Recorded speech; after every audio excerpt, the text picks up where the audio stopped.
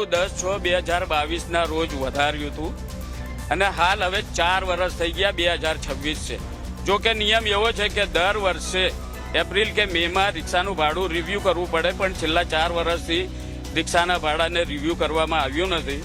એટલે અમારે લોકોની ડિમાન્ડ છે કે પહેલાં 1.2ના જે 20 રૂપિયા છે તેમાં 10નો વધારો કરીને 30 રૂપિયા કરવામાં આવે અને ત્યારબાદ દરેક કિલોમીટરના 15 રૂપિયા છે તેમાં પણ 5 રૂપિયાનો વધારો કરીને 20 રૂપિયા આપવામાં આવે અને તાત્કાલિક અસરથી આ ભાડા વધારો અમને આપવામાં આવે.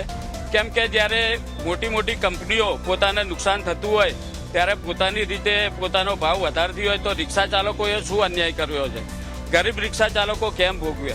અને જો તાત્કાલિક અસરથી જો રિક્ષાનું ભાડું અમારું વધારવામાં નહીં આવે, અમને અન્યાય થશે તો આગામી ચૂંટણીમાં અમદાવાદ સહિત ગુજરાતના 18 થી 20 લાખ રિક્ષા ચાલકો અને તેમના પરિવારજનો એટલે 1 કરોડ લોકો છે, અમે મતદાનનો બહિષ્કાર કરીશું. અમારી તમામ માહિતીથી અપડેટ રહેવા માટે જોડાયેલા રહો S9 ન્યૂઝ સાથે.